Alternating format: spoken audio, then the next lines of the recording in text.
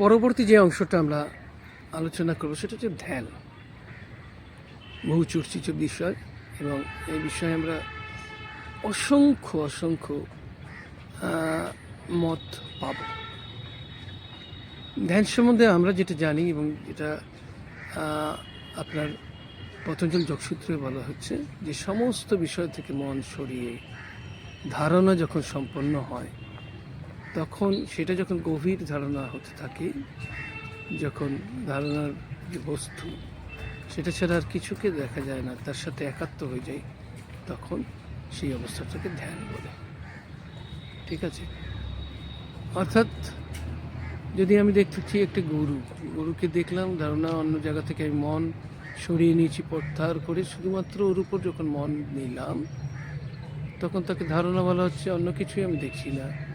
যখন এই গরুর মধ্যে আমি হারিয়ে গেলাম, তার প্রতিটা রোমকূপ, তার চোখ, মুখ, শিং, শরীরের প্রত্যেকটা অঙ্গ প্রত্যঙ্গ যখন আমার চোখের সামনে একদম সাকার হয়ে আসছে, তার প্রত্যেকটা ডিটেল যখন আমি চোখের সামনে একদম যথাযথভাবে দেখতে পাচ্ছি এবং তার মধ্যে যেন হারিয়ে যাচ্ছি, এই অবস্থাটাকে কিন্তু আমরা বলতে পারি ধ্যান। তাই জন্য অনেক সময় এরকমও বলা হয় যে ধ্যান সম্বন্ধে বলতে গেলে, যেহেতু পরবর্তীকালে সব কিছুই হারিয়ে যায়, তাই জন্য বলছেন যখন আসলে ধী কাজ করে না, এই মানে আমাদের ইন্টেলেক্ট, আমাদের বুদ্ধিবৃত্তি কাজ করে না।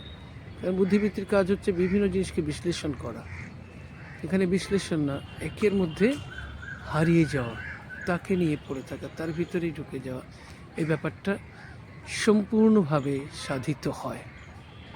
তখন কী হয়, বিভিন্ন বিষয়ে মন না থাকার জন্য আমাদের মন কিন্তু সংযত হয়, সংহত হয়, কনসেন্ট্রেশন যাকে বলে সেটা আমরা প্রাপ্ত হই। কারণ সমস্ত জিনিস থেকে আমার মন ডিকনসেন্ট্রেটেড, মানে বিযুক্ত হয়ে গেছে, অন্য কিছুর সাথে আমার মন জুড়ে নেই, শুধুমাত্র আমি যে জিনিসটা দেখছি বা করছি তার মধ্যে সম্পূর্ণভাবে ব্যক্ত হয়েছে। দেখবেন ছোটো ছোটো বাচ্চারা যখন চকলেট একটা খায়, যদি চকলেট সে ভালোবাসে, তার মধ্যে এমনভাবে হারিয়ে যায় যেন তার আর কিছু মনেই থাকে না। এই অবস্থাটিকে ধ্যানের অবস্থা বলা চলে। আর এই বিষয়ে না, যদি আমরা আরেকটু ভালোভাবে চর্চা করতে চাই, আলোচনা করতে চাই, তাহলে কিন্তু আমার ওয়ার্কশপ, মাইক্রোমাইন্ড ম্যানেজমেন্ট ওয়ার্কশপে আপনারা জয়েন করতে পারেন। তার ডিটেলস এই ভিডিওতে দেওয়া রয়েছে, আপনারা দেখে নেবেন, ফোন নাম্বারও আছে, যোগাযোগ করবেন।